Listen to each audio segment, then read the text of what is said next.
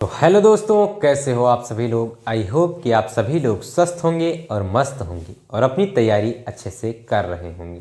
तो जैसा कि मैंने आप सभी लोगों को पिछले वीडियो में एक वेरी मोस्ट इम्पॉर्टेंट टॉपिक बताया था, आज हम इस वीडियो में बात करने वाले हैं किरचॉफ के नियम के बारे में। किरचॉफ का जो नियम होता है वो वेरी मोस्ट इम्पॉर्टेंट नियम होता है। इसमें जो है ये 3 नंबर में पूछा जाता है आप सभी लोगों से, किरचॉफ का प्रथम नियम या द्वितीय नियम। जब दोनों एक साथ पूछ लिया जाएगा तो आपसे 5 नंबर में पूछा जाएगा। तो चलिए देखते हैं सबसे पहले किरचॉफ का प्रथम नियम क्या होता है। किरचॉफ का जो प्रथम नियम होता है इसे हम संधि का नियम भी कहते हैं। देखिए यहाँ पर संधि का नियम हम कैसे इसे समझेंगे, तो ये समझ लीजिए ये क्या है। किसी परपथ का ये कोई बिंदु है और इस बिंदु पर जितनी धाराएं आएंगी मिलेंगी, जितनी धाराएं मिलेंगी, सभी धाराओं का जो बीजगणितीय योग होता है वो क्या हो जाता है, शून्य हो जाता है। क्या हो जाता है, शून्य हो जाता है। ये मान लीजिए I1 है, ये मान लीजिए I2 है, ये मान लीजिए I3 है, ये मान लीजिए I4 है, ये मान लीजिए I5 है और ये क्या है, I6 है। I1 I2 I3 I4 I5 और I6। ठीक बेटा, ये हो गया। अब यहाँ पर आपको समझना क्या है, देखिए ये यानी आपको ये बात याद रखना है नोट में कि जो बिंदु पर आने वाली धाराएं होती हैं वो प्लस चिन्ह के साथ ली जाती है। किसके साथ, प्लस चिन्ह के साथ। और जो बिंदु से दूर जाती हैं वो माइनस चिन्ह के साथ ली जाती हैं। याद रखना, आपको ये नहीं भूलना है। अगर ये भूल गए तो आप न्यूमेरिकल पक्का गलत करके आएंगे। क्या याद रखना है कि जो संधि की ओर आती हैं धाराएं वो प्लस चिन्ह के साथ और जो संधि से दूर जाती हैं वो माइनस चिन्ह के साथ लिया जाता है। तो यहाँ पर देखिए लिखा हुआ है, किसी वैद्युत परिपथ की किसी भी संधि पर मिलने वाली समस्त धाराओं का बीजगणितीय योग शून्य होता है। बीजगणितीय योग क्यों कहा गया कि चिन्ह के साथ धाराओं के मान को लिया जाएगा। किसके साथ, चिन्ह के साथ। यानी अगर संधि की ओर आ रही है तो प्लस चिन्ह के साथ, अगर संधि से दूर जा रही है तो वो माइनस चिन्ह के साथ ली जाएगी। तो यहाँ पर देखिए क्या होता है, यानी इनका जो नियम होता है वो क्या होता है, समस्त धाराओं का बीजगणितीय योग क्या होता है, शून्य होता है। ये होता है। अब हम देखते हैं इस संधि के स्थान पर। देखिए यहाँ पर I1 क्या है, संधि से दूर जा रही है। I2 क्या है, संधि की ओर आ रही है। I3 क्या है, संधि की ओर आ रही है। I4 क्या है, संधि की ओर आ रही है। I5 क्या है, संधि से दूर जा रही है। तो जो दूर जा रही है वो किस चिन्ह के साथ, माइनस के। जो पास आ रही है वो किस चिन्ह के साथ, प्लस चिन्ह के साथ। तो यहाँ पर मैं देखिए I1 जो है वो दूर जा रहा है तो यहाँ पर माइनस चिन्ह के साथ। I2 जो है वो संधि की ओर आ रहा है प्लस चिन्ह के साथ। I3 जो है वो भी संधि की ओर आ रहा है। I4 जो है वो भी संधि की ओर आ रहा है। I5 जो है वो क्या हो रहा है, I5 संधि से दूर जा रहा है यानी माइनस चिन्ह के साथ। और I6 जो है वो भी संधि से दूर जा रहा है। टोटल योग जो होगा वो किसके बराबर होगा, शून्य के बराबर होगा। किसके बराबर, शून्य के बराबर। तो जो माइनस है उसको हम उस तरफ भेज देते हैं तो क्या हो जाएगा, I2 plus I3 plus I4 is equal to क्या हो जाएगा, I1 plus I5 plus I6 हो जाएगा। यानी आप कह सकते हैं कि किसी संधि पर मिलने वाली समस्त धाराओं का योग संधि से दूर जाने वाली समस्त धाराओं के योग के बराबर होता है। ये देखिए जितनी संधि पर आ रही थी और जितनी दूर जा रही थी दोनों का मान क्या है, बराबर है। तो ये भी आप लिख सकते हैं कि किसी संधि पर मिलने वाली समस्त धाराओं का योग उस संधि से दूर जाने वाली समस्त धाराओं के योग के बराबर होता है। ये हो जाएगा क्या, किरचॉफ का जो प्रथम नियम था यानी संधि का नियम था वो हो जाएगा। अगर हम बात करें एक क्वेश्चन जो इससे बनता है बहुविकल्पीय प्रश्न में, किरचॉफ और वाइवा में भी बहुत पूछा जाता है कि किरचॉफ का जो नियम है वो किस नियम के संरक्षण का पालन करता है। तो किरचॉफ का जो नियम है वो आवेश संरक्षण के नियम पर आधारित है। किस पर, आवेश संरक्षण के नियम पर। आवेश संरक्षण के नियम का पालन करता है। किसके, ये याद रखना, ये मोस्ट इंपॉर्टेंट है। ये जो है मोस्ट इंपॉर्टेंट है। किरचॉफ का जो नियम है वो किस पर आधारित है, तो किरचॉफ का जो नियम है आवेश संरक्षण के नियम पर आधारित है। ठीक बेटा, तो ये जो था वो किरचॉफ का प्रथम नियम था। अब हम बात करते हैं किरचॉफ के द्वितीय नियम के बारे में। किसके बारे में, द्वितीय नियम के बारे में। तो इसे हम रेज कर देते हैं, उसके बाद हम देखते हैं किरचॉफ का द्वितीय नियम।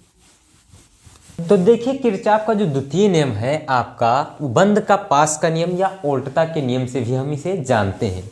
किरचॉफ का जो द्वितीय नियम है उसे हम किसके नाम से जानते हैं, बंद पास का नियम या उल्टा के नियम से भी इसे जानते हैं। देखिए द्वितीय नियम में क्या हो जाएगा, आप चलो देखिए ये परिपथ है, इसमें कोई दो बंद पास रहेगा। ये जब पूछेगा, अगर आपसे केवल नियम पूछेगा तो 3 नंबर, अगर इस पर आधारित न्यूमेरिकल पूछता है तो ये समझ लीजिए 5 नंबर में जरूर पूछेगा।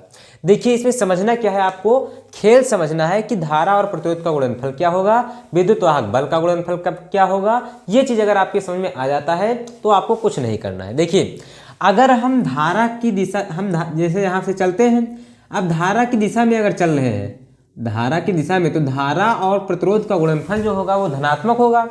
अगर हम जो चल रहे हैं वो धारा की विपरीत दिशा में चल रहे हैं तो धारा और प्रतिरोध का जो गुणनफल होगा वो ऋणात्मक होगा। जैसे यहाँ से देखिए, अगर हम यहाँ से चल रहे हैं तो ये धारा की दिशा में चल रहे हैं ना, और यहाँ से जाएंगे तो धारा I1 और R1 का गुणनफल क्या हो जाएगा, धनात्मक हो जाएगा। और यहाँ पर अगर माइनस से प्लस की ओर जा रहे हैं तो विद्युत वाहक बल भी क्या हो जाएगा, प्लस हो जाएगा। अगर यहीं से देखिए मैं यहाँ से आ रहा हूँ, अब इसी बंद पास में मैं इस तरफ जा रहा हूँ, तो ये देखिए धारा इस तरफ आ रही है, मैं इस तरफ जा रहा हूँ, तो उल्टा तो जा रहा हूँ। तो जब धारा के विपरीत चलूंगा तो जो विद्युत वाहक बल होगा वो ऋणात्मक होगा, और धारा और प्रतिरोध का जो गुणनफल होगा वो क्या होगा, ऋणात्मक होगा। तो इसी चीज को आपको समझना है, बस और कुछ नहीं है इस वीडियो में। देखिए यहां पर देखिए द्वितीय नियम क्या कह रहा है, किसी वैद्युत परिपथ के प्रत्येक बंद पास में, एक बंद पास ये है पहला, ये दूसरा बंद पास है, तो किसी वैद्युत परिपथ के प्रत्येक बंद पास में बहने वाली धारा तथा उसकी संगत प्रतिरोधों के गुणनफलों का, प्रतिरोधों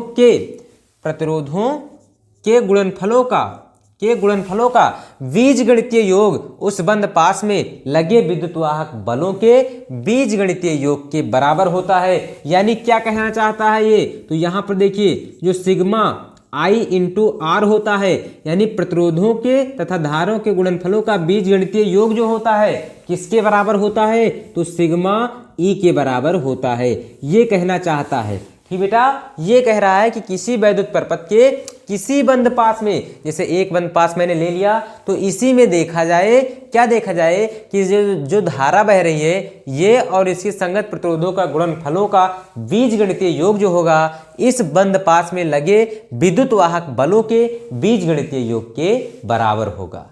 ये आपसे नियम जो है ये बताना चाहता है आपको। अब देखिए यहां पर हम एक एक पास लेते हैं, इसके बाद जो फार्मूला आएगा वो देखते हैं। तो सबसे पहले मैं लिख रहा हूं यहां पर बंद पास एक में, क्या लिख रहा हूं, बंद पास एक में। बंद पास एक में हम क्या देखते हैं, देखिए हम यहां से चल रहे हैं, इस बिंदु से चल रहे हैं, तो इस बिंदु से चल रहे हैं यानी धारा की दिशा में चल रहे हैं, तो धारा I1 और R1 का गुणनफल जो होगा वो क्या होगा, धनात्मक होगा। क्या होगा, धनात्मक, यानी I1 गुणे R1 ये धनात्मक हो जाएगा। इसके बाद यहाँ पर आएंगे, ऐसे चलते आएंगे, फिर यहाँ पर जाएंगे, क्योंकि बंद पास यही तो पूरा होगा। तो यहाँ पर जब जाएंगे इस तरफ में, तो यहाँ धारा I2 बह रही है और धारा की दिशा इस तरफ है, हम विपरीत जा रहे हैं, तो धारा I2 और R2 का जो गुणनफल होगा वो क्या होगा, ऋणात्मक होगा। क्या होगा, ऋणात्मक होगा। तो यहाँ पर मैं लिख दे रहा हूँ माइनस चिन्ह के साथ I2 गुणे R2, ये हो गया। अब हम बात करते हैं विद्युत वाहक बल के बारे में। तो विद्युत वाहक बल यहाँ पर देखिए, इस तरफ से मैं चला था, तो यहाँ से देखिए ये धारा की दिशा में मिल रहा है, तो जब धारा की दिशा में मिल रहा है तो क्या हो जाएगा, प्लस हो जाएगा। क्या हो जाएगा, प्लस हो जाएगा। अब यहाँ से चलते आए और फिर यहाँ जब गए तो ये धारा की विपरीत दिशा में मिल रहा है, यानी ये माइनस हो जाएगा, तो E1 माइनस E2 हो जाएगा, E1 माइनस E2 हो जाएगा। ये हो गया बंद पास एक के लिए, बंद पास एक के लिए ये समीकरण 1 का मान हो गया। इसी प्रकार हम बंद पास 2 में देख लेते हैं, किसमें, बंद पास 2 में। बंद पास 2 में क्या देखेंगे, तो देखिए ये बंद पास 2 है, यहाँ से हम चल रहे हैं, देखिए ये धारा गए और यहाँ से इस तरफ आएंगे हम, देखिए तो यहाँ I2 धारा बह रहा है, यहाँ R2 प्रतिरोध है, तो धारा की दिशा में हम चल रहे हैं, तो क्या हो जाएगा, I2 गुणे R2 हो जाएगा। इसके बाद यहाँ से जब आए तो यहाँ पर मुड़ेंगे, तो यहाँ धारा कौन कौन सी आ रही है, I1 प्लस I2 आ रही है, और इसके बाद यहाँ I1 प्लस I2 जाएगी और R3 से गुणा कर जाएगी, यानी प्लस में यहाँ भी प्लस चिन्ह होगा। क्यों, क्योंकि धारा की दिशा में ही हम चल रहे हैं, तो क्या हो जाएगा, I1 प्लस I2 और फिर गुणे में क्या हो जाएगा, R3 हो जाएगा। और इक्वल टू में क्या हो जाएगा, तो इक्वल टू में यहाँ केवल धारा की दिशा में एक ही विद्युत वाहक बल मिला है, यानी E2 हो जाएगा। क्या हो जाएगा, E2 हो जाएगा। इसे आप मान लीजिए समीकरण 2। तो बंद पास 2 के लिए आपका जो फार्मूला आएगा ये आ जाएगा, बंद पास 1 के लिए जो फार्मूला आएगा ये आ जाएगा। तो इस प्रकार से ये जो दूसरा नियम था ये कंप्लीट होता है। एक क्वेश्चन इसमें जो है बहुविकल्पीय प्रश्न में पूछा जाता है। क्या? जैसे उसमें मैंने बताया था कि जो प्रथम नियम है वो किस पर आधारित है, किस नियम पर आधारित है, तो वहां मैंने आपको बताया था आवेश संरक्षण के नियम पर आधारित है। इसमें जो आपका है तो इसमें जो है ये किस नियम पर आधारित है, तो ऊर्जा संरक्षण के नियम पर आधारित है। किस पर? ऊर्जा संरक्षण के नियम पर आधारित है, संरक्षण के नियम पर आधारित है, के नियम पर आधारित है।